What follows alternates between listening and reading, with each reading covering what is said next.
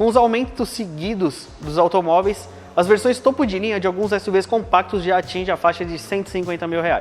Era um valor que até então a gente pensava em SUV médio, mas agora talvez essa seja a nova realidade. Eu reuni aqui dois desses SUVs compactos de versões topo de linha na faixa de R$150 mil. Honda HR-V Touring e ali o Volkswagen T-Cross Highline. E para você que está afim de gastar R$150 mil numa versão topo de linha, qual que é o melhor? É isso que a gente vai responder no vídeo de hoje.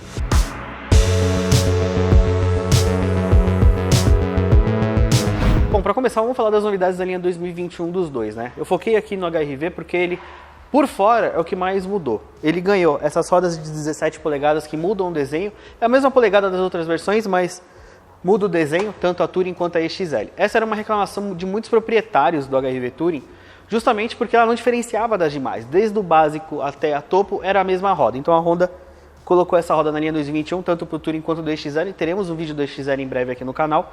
O farol de LED mantém o mesmo, é um conjunto full LED com luz diurna, mas vocês vão perceber que aqui embaixo, no farol de mira, ele mudou. Ele não é mais aquela pecinha redonda, agora é uma pecinha reta, que dá uma leve renovada no visual desse SUV que está há tanto tempo no nosso mercado. Já o T-Cross, para a novidade da linha 2021, não é nada por fora, é lá por dentro. Ele recebe a Volkswagen Play, aquela central multimídia que estreou lá no Nivus, que eu vou falar melhor quando a gente entrar dentro do carro.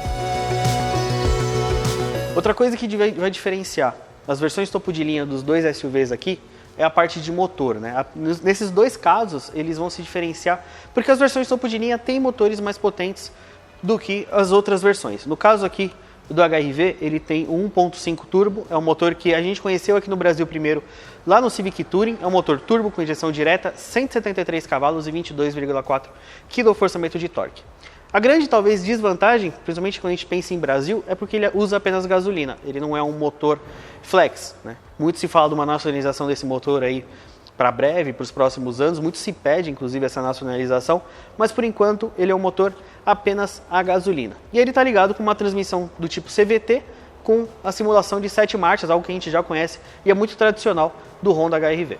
E o mesmo vai acontecer aqui no T-Cross, né? O T-Cross Highline ele vai se diferenciar das outras versões porque ele é o único com o motor 1.4 TSI. Já é um motor mais tradicional no nosso mercado, aí, Golf, A3, é um motor já bem conhecido, um motor produzido no Brasil e um motor também que já aceita álcool e gasolina. Aqui ele tem 150 cavalos com 25,5 kgfm de torque, ou seja, apesar dele ter menos potência, ele tem mais torque do que o Honda e esse torque aparece justamente em baixas rotações, que eu vou falar melhor quando a gente for até dar uma volta nele. Isso faz até uma diferença para quem vai usar mais na cidade. E a transmissão aqui, ali é uma CVT, aqui já é uma automática tradicional, com uma caixa de 6 velocidades.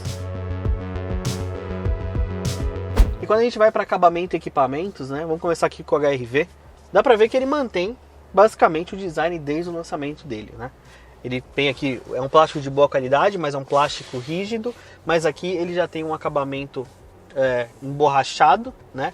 Inclusive o Touring, ele tem só essa opção de interior claro, né, o que diferencia ele das outras versões quando a gente vem para dentro do carro, é esse interior claro, o que para muita gente aí pode ser até um problema, né, já que é uma cor que exige muito mais cuidado e higienização, né, para não ficar uma cor que acaba ficando escuro muito mais fácil, pega a sujeira muito mais fácil, mas a gente já começa a ver alguns pontos de idade, né, por exemplo, o T-Cross tem a Volkswagen Play que é uma multimídia nova, né, aqui eu tenho a multimídia com a tela de 7 polegadas, que tem o espelhamento de Android Auto e Apple CarPlay por fio, né? E aqui tem a característica, as saídas de ar, né? As 3 saídas de ar, que ficou uma coisa característica do Honda, mas quando a gente olha em acabamento assim, ele é melhor do que o T-Cross, né? Aqui na porta ele tem a imitação de couro, mas na porta inteira, né? Não é só numa parte. Aí você olha para os apoios de braço, ele tem a mesma cor do acabamento do carro. Aqui, né? Tem aqui também aqui. Freio de mão elétrico com o auto hold, aquele que você para no trânsito, você pisa no freio, o carro segura, né? O câmbio CVT e outro diferencial é a partida por botão com a chave presencial, né? A diferença é que, por exemplo, o Civic Touring, ele tem a partida remota na chave, né? O HR-V não tem. E outra diferença, quando você olha para cima, você tem aqui as luzes em LEDs, né? Aqui para iluminação do interior do carro, o retrovisor fotocrômico já tem na EXL, mas outra diferença é o teto solar panorâmico, que é uma coisa que só a versão Touring tem, já como item de série. E um outro ponto que a gente começa a ver o peso da idade do HR-V é o painel de instrumentos. É um painel de instrumentos que é claramente o do Fit, com os três mostradores circulares, contagiro, velocímetro em destaque, e aqui o computador de bordo, uma tela bem mais simples, né? Era esperado no lançamento do HRV Touring lá atrás que ele fosse ganhar uma telinha de alta resolução, pelo menos aqui para o computador de bordo, mas ele manteve uma tela, um LCD bem simplesinho ali, mais para como das outras versões. E quando a gente fala em equipamento, nenhum dos dois vai ter nenhum sistema de piloto automático adaptativo, né? Mas os dois têm o piloto automático, né? Aqui os dois vão ter também as trocas de marcha pelas aletas atrás do volante. Aqui ele simula 7, lá é automática de 6. E aqui os comandos de som e do próprio piloto automático aqui para atender telefone. Então o pacote de equipamentos dos dois é bem próximo, mas o T-Cross leva uma vantagem, igual eu vou mostrar agora, quando a gente fala em opcionais. Já para o interior do T-Cross, né, o T-Cross é um modelo bem mais recente do que o HRV, então a gente já vê o interior mais moderno. Porém, quando a gente olha a parte de plástico, o HRV é melhor, né? O T-Cross ainda tem algumas rebarbas, é um plástico que ele, na parte de toque, o HRV ele é consideravelmente melhor. Aqui nas portas já não é tão bem acabado igual o Honda, né? Tem uma maçanetinha em alumínio, um pouco de tecido, né? Aqui na lateral, assim, e aqui acompanha até a cor do carro, né? Um branco, né? Mas quando a gente pensa aí talvez em conectividade, um jeitão moderno, o T-Cross ele já dá um passo além do HRV. Primeiro, com o famoso Active Info Display, aquele painel digital da Volkswagen, configurável, né? Igual a gente já conhece de Polo, do Nivus, já conhece do Virtus. Então o painel aqui já dá um toque diferente para o interior do carro. E aqui a tão falada Volkswagen Play, né? Uma das novidades da linha 2021 do T-Cross, que é uma central desenvolvida na América Latina, né? Por engenheiros brasileiros e tudo, e que, para quem já andou no T-Cross anterior, ela é interessante, mas tem algumas funções que não. Por exemplo, aqui eu tenho tudo na tela, né? Aqui eu tenho a parte de acesso rápido que eu posso configurar. Ela tem o Apple CarPlay e o Android Auto já sem fio, apesar de você precisar manter o fio justamente para conseguir manter a carga da bateria do telefone. Ele não tem um carregador por indução. Mas, por exemplo, os primeiros T-Cross, para você mudar o modo de condução, você vinha aqui. Era até mais rápido, mais fácil. Agora não, você vem aqui, aí você vem Eco, Normal, Sport ou Individual, que você personaliza, né? Depende aí do seu modo de condução. Tem algumas informações aqui, que nem parte de computador de bordo, a parte de temperatura de óleo, a parte que eles chamam de off-road, né? E aqui na lateral eu tenho, né? Já tenho alguns comandos. Aqui, por exemplo, para abrir o porta-malas, né? Destravar o porta-malas, a parte de sensor de estacionamento, o Parque Assist, né? Que eu já vou comentar um pouquinho, e a parte do Start-Stop. Só que esse carro, como vocês estão vendo, ele está com pacotes opcionais. Então ele se aproxima dos 150 mil reais com esses pacotes. O que é? O teto solar elétrico, né? Que aqui também com a iluminação em LED e todo o acabamento em preto dentro do carro. E também um pacote tecnológico que inclui o Parque Assist, que é quando o carro ele pode se estacionar sozinho, né? Aquele sistema que você só comanda e o carro entra na vaga automaticamente. E também a parte de som Beats, um sistema de som assinado pela Beats Audio com subwoofer no porta-malas. O resto do carro é desse jeito aqui, que você vai encontrar o Highline, né? A não ser esse pacote tecnológico, né? E outra coisa que acaba dando uma desvirtuada do T-Cross é o volante, que é um volante mais antigo da Volkswagen, né? O irmão dele mais novo e mais barato, o Nivus, tem um volante, já o novo volante da Volkswagen. E o T-Cross não recebeu a parte de piloto automático adaptativo, igual o Nivus tem como opcional na Comfortline e de série na Highline. Essa parte aí talvez seja algo que a gente vai ver numa linha talvez 2022, provavelmente com uma leve reutilização desse SUV. Mas ao mesmo tempo, esse aqui já tem um pacote de segurança bem interessante, né? Os dois carros têm os 6 airbags, tem o controle de tração e estabilidade. O Nivus tem a parte de a frenagem depois da colisão, né? Tem alguns itens, algumas coisas de frenagem, principalmente pós-colisão. Mas quando a gente olha assim, talvez o HRV surpreenda mais no acabamento. Mas quando a gente fala em tecnologia, conectividade, o T-Cross sai um pouquinho melhor. E quando a gente vai para a parte aqui no espaço traseiro, algo que é importante, principalmente para quem tem família, o HRV também leva essa vantagem, né? Não só aqui pela questão do espaço, né, para as pernas, para a cabeça, ele é bem espaçoso. Mas também uma questão que a gente falou bastante quando a gente fez o comparativo do Fit com o WRV, que é, até para quem não sabe, a plataforma do HRV é a mesma do Fit. Então a gente tem o que a Honda chama de Magic Seat, que é essa coisa da modularidade do banco, né? Eu posso rebater ele tanto da forma tradicional para cá, quanto pegar a parte dos assentos e puxar para cá e criar um belo espaço, né? Também consigo levantar essa parte aqui. Então, essa parte de modularidade, o HRV continua sendo uma boa referência. A única coisa é que ele não tem uma saída de ar-condicionado aqui atrás, ele só tem uma tomada 12 volts, do tipo tradicional aqui atrás. Então, nessa parte, assim, de, por exemplo, saída de ar, porta USB, o T-Cross é melhor, como eu já vou falar agora para vocês. Bom, e aqui atrás, o T-Cross ele já não se destaca tanto igual ao HRV, né? Ele não tem um espaço interno ruim, ele tem o mesmo espaço interno, por exemplo, de um Virtus, com a vantagem do teto um pouco mais alto. Apesar desse carro aqui estar com o teto solar, o que acaba abaixando um pouco o forro, ele tem um bom espaço até para a cabeça, para as pernas ele é como o Virtus, né? Mas ele tem a vantagem aqui de já ter a saída do ar-condicionado e 2 portas USB para carregar de smartphone. Mas ele não é tão espaçoso, né? Principalmente aqui em largura, você já percebe que ele é menor, né? Ele vai acomodar 2 adultos tranquilamente, mas um terceiro aqui vai ficar mais confortável no Honda. E o T-Cross não tem a modularidade do banco como tem no HRV. O máximo que ele tem é que você pode ajustar o encosto aqui em algumas posições que acaba variando até um pouco o espaço do porta-malas. E já que a gente falou em porta-malas, vamos falar de capacidades. O HRV Touring tem 393 litros. Curiosamente, é menos do que se você pegar uma versão XL, por exemplo, justamente por causa do sistema de escape. A parte de assoalho traseiro da versão Touring é diferente das demais por causa de alguns ajustes para colocar a própria motorização. Já aqui no T-Cross, a gente tem 373 litros, 20 litros a menos, mas a gente chega a 420 com aquele sistema do encosto traseiro. Apesar que se você usar, você vai deixar os ocupantes traseiros numa posição bem mais confortável.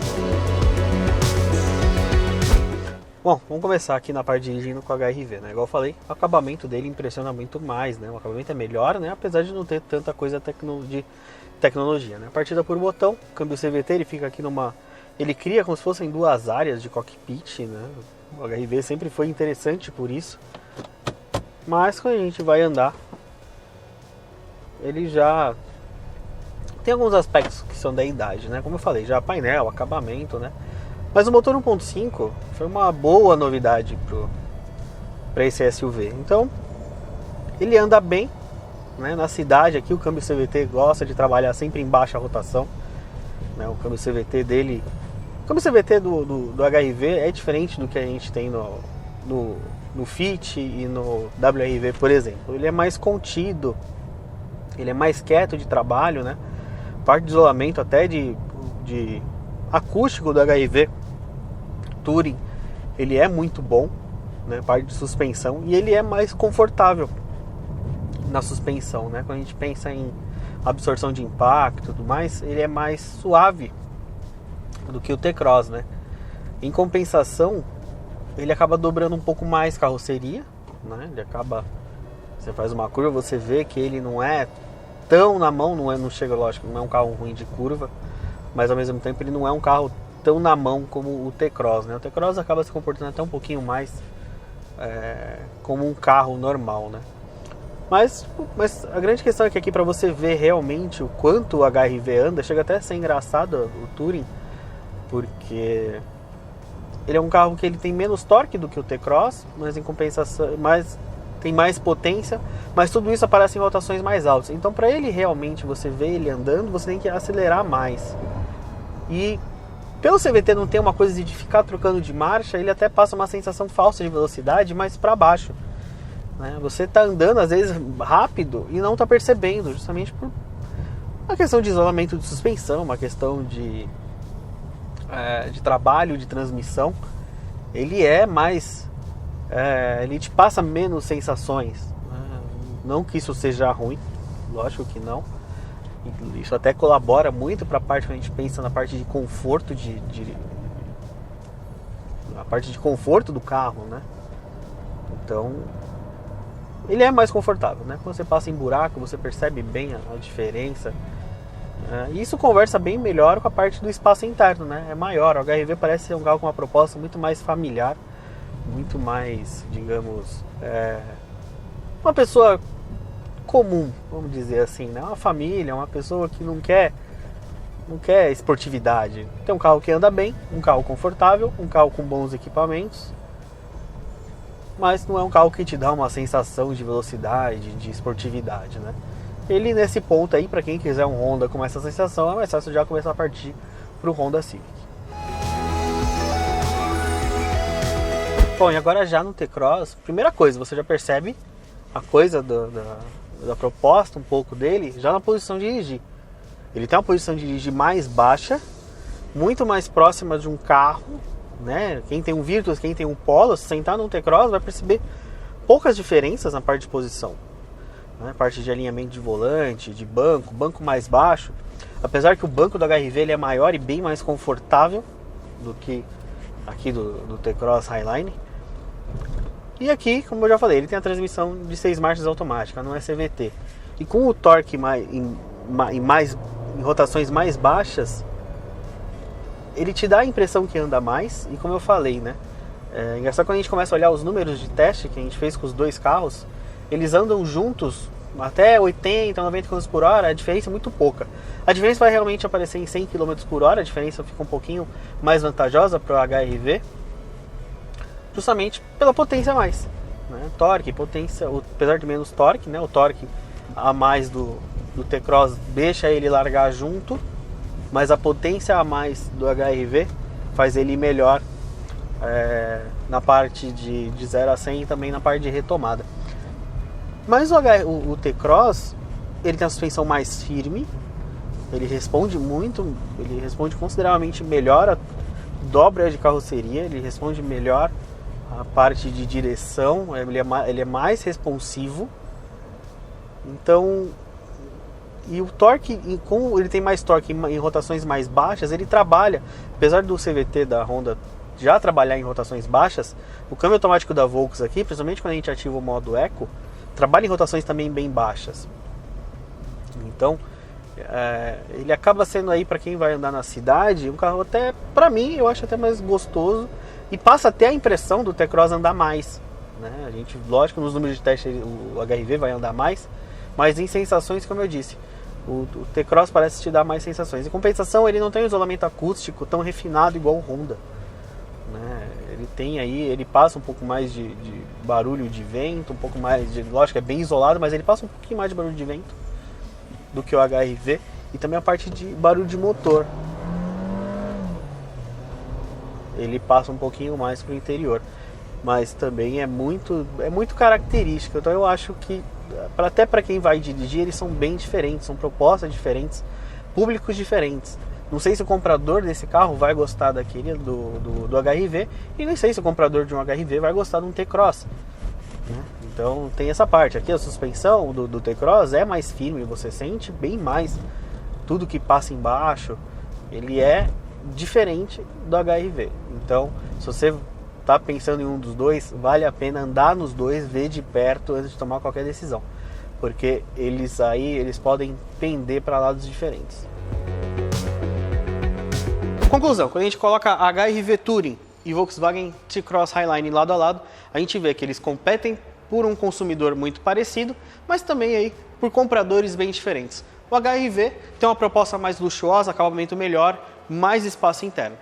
Já o T-Cross, ele contra-ataca com mais itens de tecnologia, um visual mais novo, mais recente, talvez até um pouco mais jovem, mas tem menos espaço interno. Outra coisa que o T-Cross tem a vantagem de ter a motorização flex, e também você pode comprar ele por cerca de R$130 mil se você não levar o pacote de opcionais. Já o HR-V você compra ali apenas naquela configuração. E aí, o que vocês acharam desse comparativo de SUVs? Qual você levaria para casa? Ou melhor, você levaria para casa um SUV compacto completão ou um SUV médio, intermediário ou de entrada? Comenta aí embaixo, se inscreve no canal, ativa a notificação e a gente se vê numa próxima. Valeu!